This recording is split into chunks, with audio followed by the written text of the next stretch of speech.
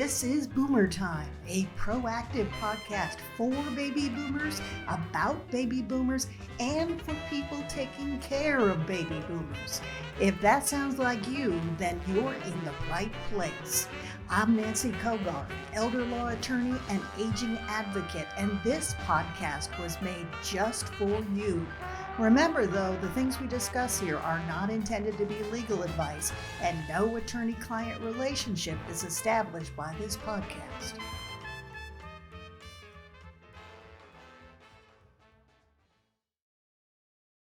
So there was a young woman, and she was visiting British Columbia, which is in the woods of Western Canada. She was there with her then boyfriend. Apparently, he's not her boyfriend anymore. I don't know if the case was because of what I'm about to tell you, but they were out in the woods, getting away from it all.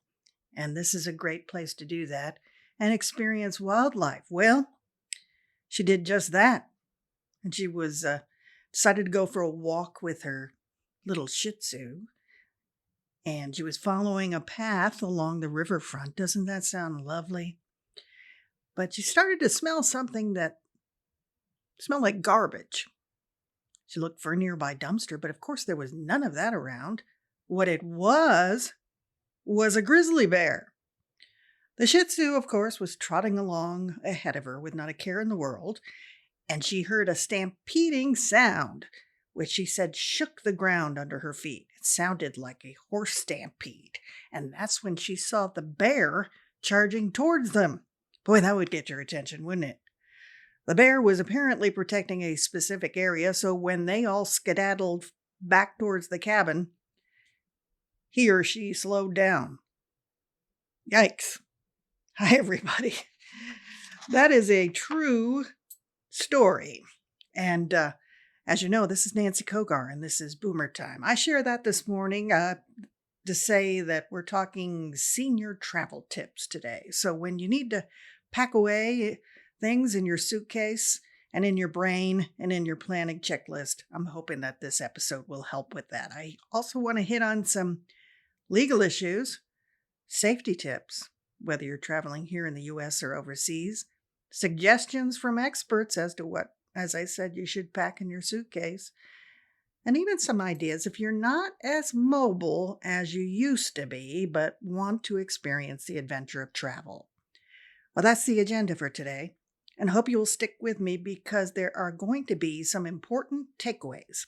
And as you know, I recently traveled across the Atlantic to Ireland, and some of the things we talk about today would have definitely helped me on that trip as well. So I've added a few things to my list to tackle before my next adventure due to my research, and I think you will too. This is an important topic. More older adults are traveling these days. People over 60 account for almost 40% of all travelers. That's in 2023. Well, AARP did a study of, love this name, baby boomer travel trends, and found that older adults anticipate taking 4 or 5 trips in the following year. Most, 97%, planned at least one domestic trip, and 45% planned international travel. So this topic today impacts a lot of you out there, and I hope you'll find what we share helpful. I always learn something, like I said, from my research. So I love stories, as you know, and I've got a few others to share with you. These are nightmare travel stories from real-life people. So here's one. Another woman. She went to France with her friend, and when they arrived at the hotel, she said the room was amazing. Such old world character, right? Well, if you've traveled internationally, you know the old world hasn't caught up with us when it comes to things like plumbing. So she didn't think the room was so amazing after she noticed a giant mushroom growing out of the side of the sink. Ooh, I can't even imagine. Must have been a nice moist place, though, for that to root. I don't grow mushrooms in my bathroom, do you? I hope not. Well, another traveler shared that while traveling home to the States, they got into a spat with a family member who stormed off at the airport. Well, unfortunately, it turns out that that family member canceled their flight back home. That's not very nice, is it? They had the same confirmation number, so this person didn't figure that out until they reached the departure gate and their ticket wouldn't scan. Oops. So I got two more. Is that okay? I can't resist. These are good ones. A woman was traveling in Bali in Indonesia and she broke her tooth there. You know where this one's going, don't you? A local dentist offered to help her with some repairs to hold her all over until she was able to return to the States. So she arrived at the clinic, which consisted of 3 bamboo walls and a curtain as a front door. The dentist started the work and was periodically interrupted by a generator that would fail and cause the dental equipment to die and the lights to go out. That's probably not what this woman was expecting, and apparently she was in tears, but at least it was affordable. Only 800,000 IDRs, which is the Indonesian currency. That equates to about $60 here in the United States. So here's the last one for now. An older gentleman had a trip planned to Croatia, lovely Eastern European country. When he arrived, he went to the car rental desk to pick up the vehicle that he had reserved. Well, not so fast. Guess what? In many countries in Europe, including Croatia, the maximum age for driving is 70 years of age. And there is an absolute cutoff in some countries at 75. Remember, I told you in Ireland, they require a certified doctor's note as to your fitness to drive. Well, in Croatia, this gentleman wasn't able to finalize his transportation as he had planned. I raise these issues, these stories, as an important point, and it leads me to my next topic when we return after this short break. It may seem obvious, but sometimes the obvious things are not so obvious, right? So if you are traveling overseas, these are different countries, right? And they have different laws and rules. So you want to make a point to look at these as part of your traveling. We're going to talk more about that when I come back, and I'm going to have some tips when you're planning your travel. Stay with me.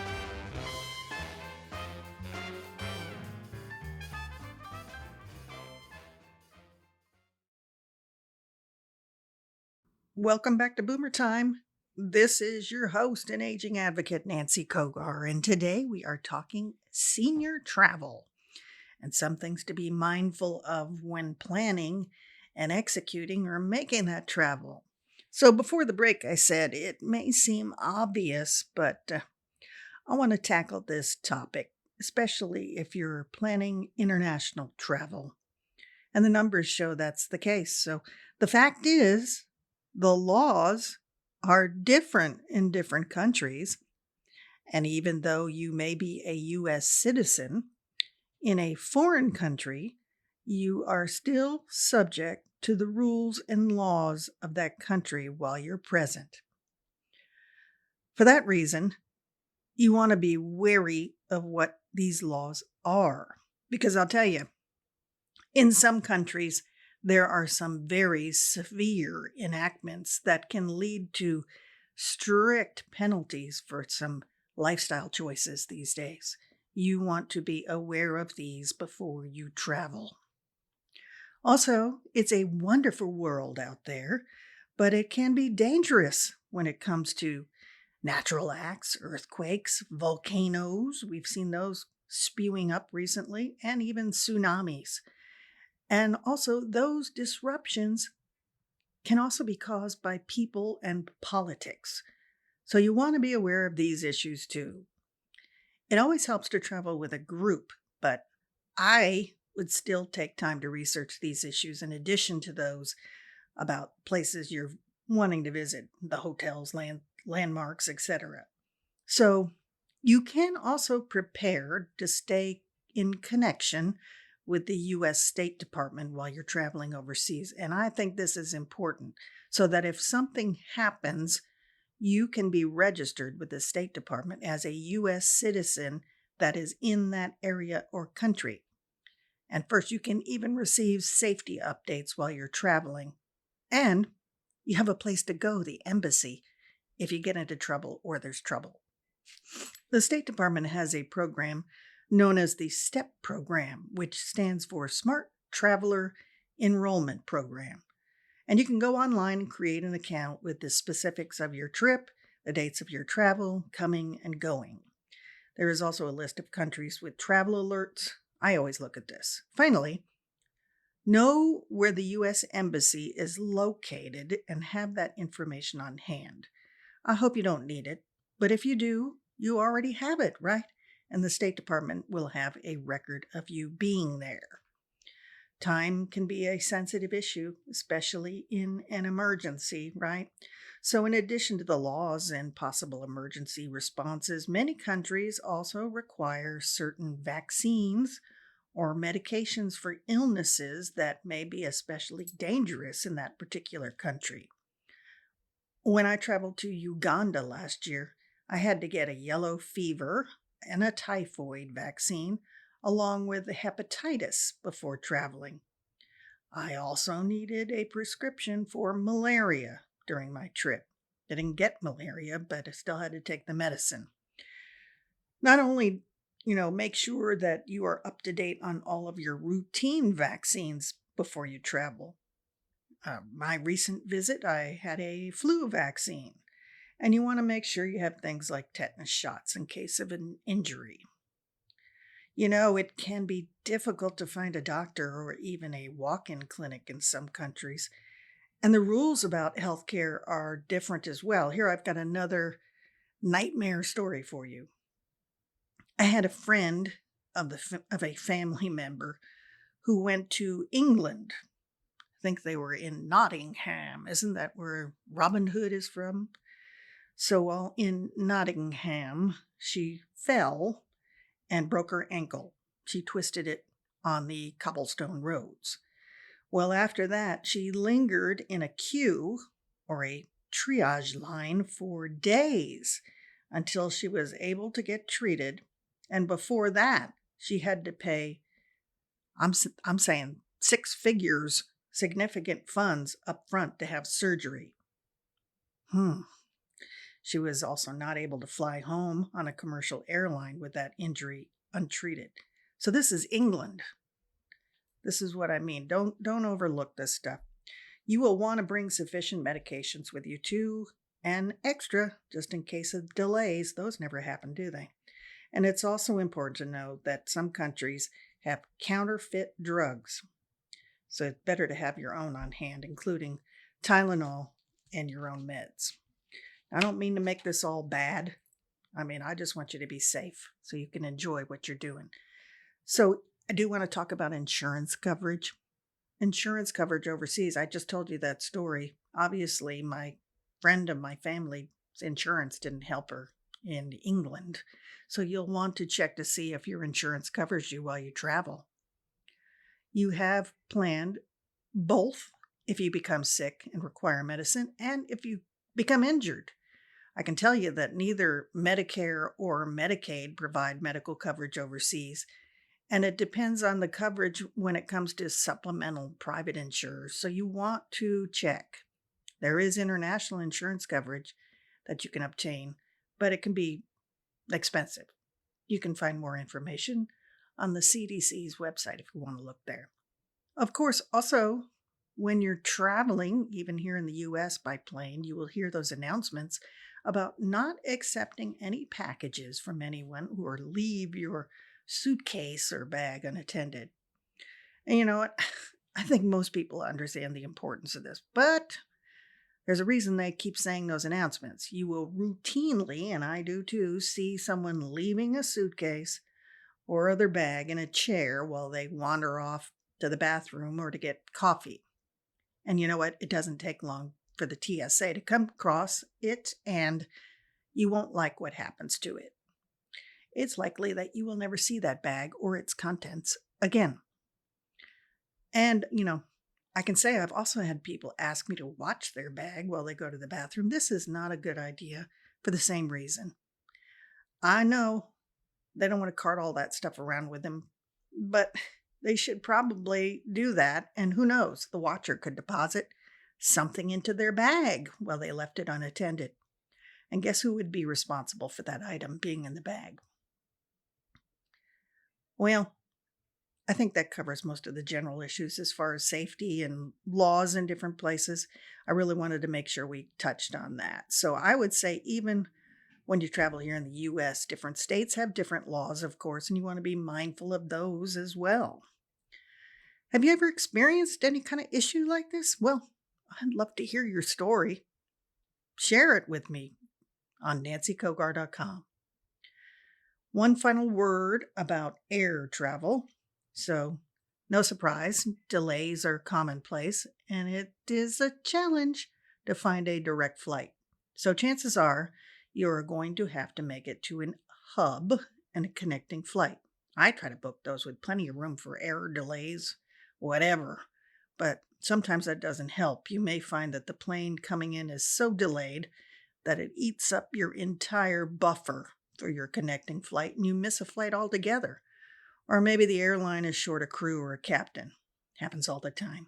That is going to lead to another delay. For this reason, I suggest that you buy travel insurance. You never know. I was traveling during the recent Microsoft CrowdStrike crash earlier this year. You remember that? That computer glitch shut down technology worldwide. It included airlines and other businesses and led to, I'd say, thousands of cancellations. I can testify that finding an alternate flight was just as challenging, but you know what? I was glad that I had insurance, and I think you would be too.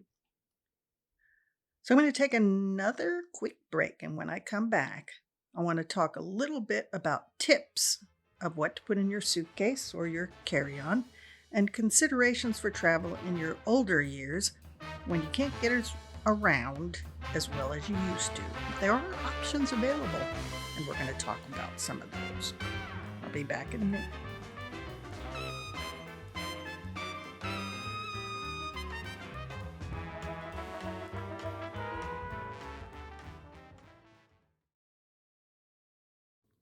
So, what to pack? This one is a hard one for me. I tend to either overpack or underpack.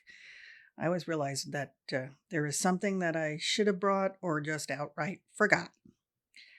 And of course, I always need to remember what my husband needs to bring, so it makes it even more complicated. When it comes to packing, check out the weather. Of course, you don't want to bring a suitcase filled with bathing suits and shorts when there are strong winds and 50-degree temperatures at your destination.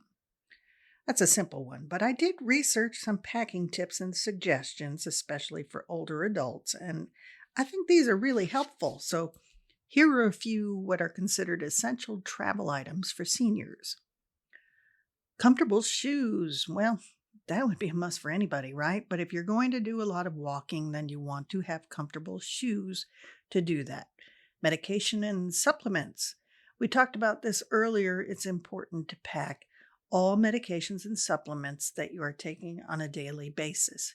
You do not want to be caught without your necessary meds while you're traveling. If they need to be refrigerated, like insulin, there are even TSA-approved packing containers now that you can put in your bag to keep those medications cool. Travel pillow and blanket. Wow, does this help on a plane or a long layover? Those waiting areas are not comfortable at all. So the last thing you want is a crick in your neck. Water bottle. Today, the airports have filtered water stations in the terminals. See them all over the place. And if you bring a water bottle, it's a place to fill it up and keep hydrated. We talked about how important it is to stay hydrated. You can also avoid paying $10 for a bottle of water at the airport store.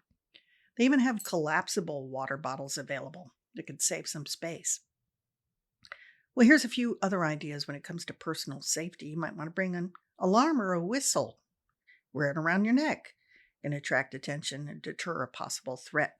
Non slip footwear for those shower areas that are foreign to you, even if they don't have mushrooms in them. Money belt or travel belt with ARFID protection. I've seen those guys going around trying to scan folks' wallets. They're sneaky, and you may not otherwise notice it until you have an unauthorized charge or charge on your bank account or credit cards.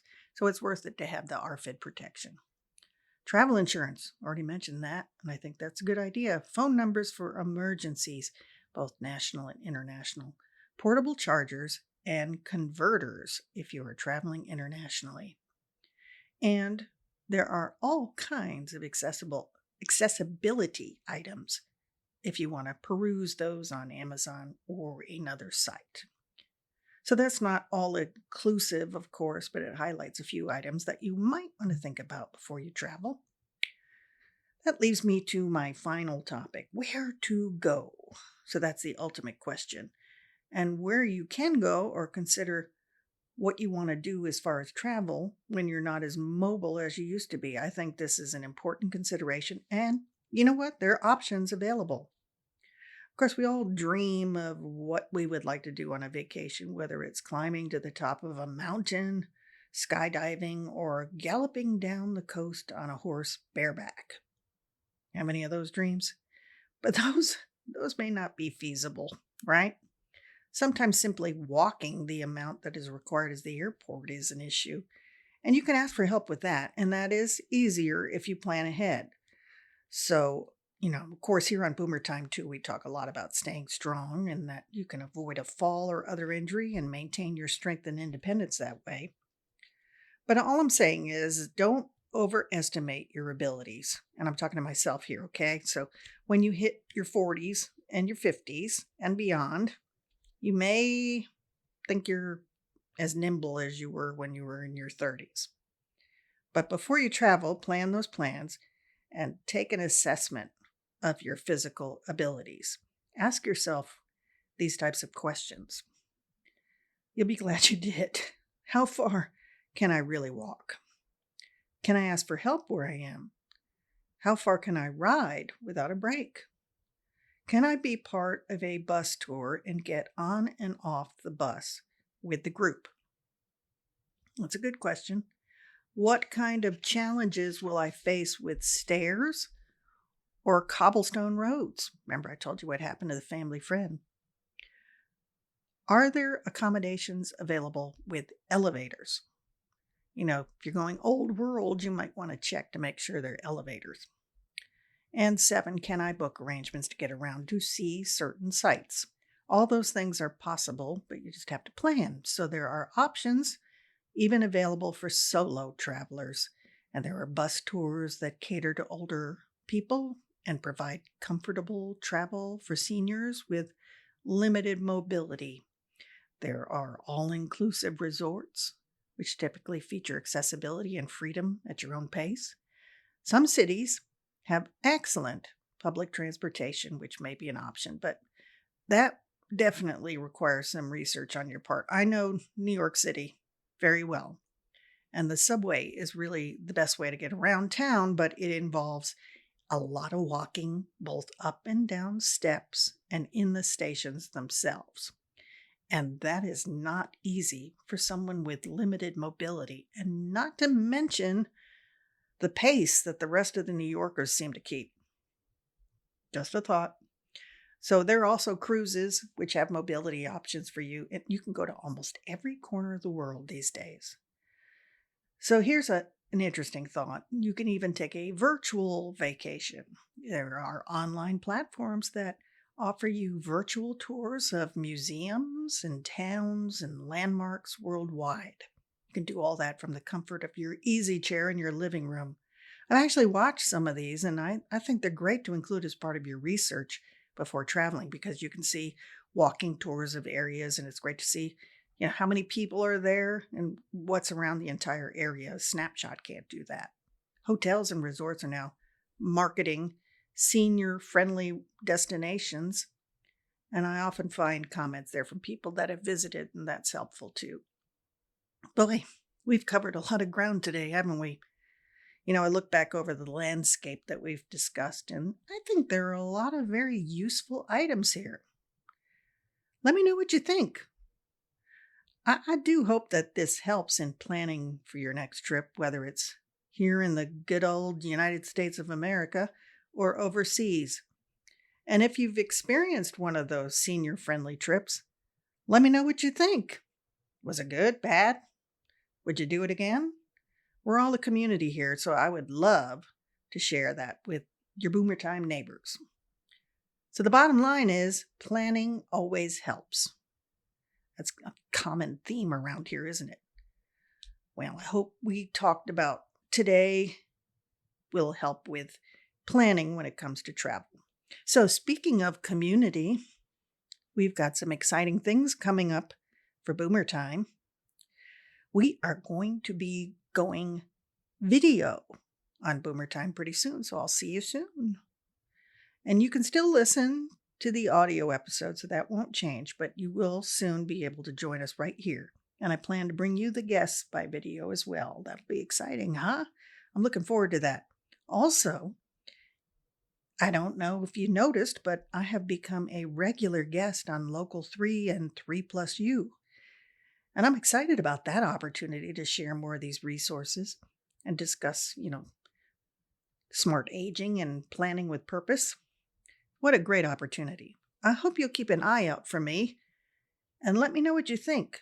Of course, we will still have all kinds of other things to offer, which I hope you will subscribe and follow. Our community is growing, so thank you for sharing with your friends, and I hope you will continue to do that. And just lastly, remember to go to my website if you haven't already and subscribe to receive elder law news you can use. Those are the hand-selected articles that you may not see elsewhere but are relevant and useful to this community.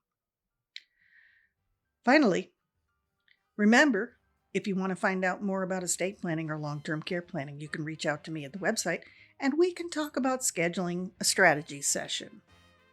Personal one for you. Well, I have enjoyed this topic today, and like I said, I have learned a few things. I'll have a few different things in my bag next time around, and I hope you will too. In the meantime, I will see you next time, and don't forget to share the podcast and share a few stories if you like. I love hearing from you. Thanks all. Look forward to seeing you next time. Bye-bye.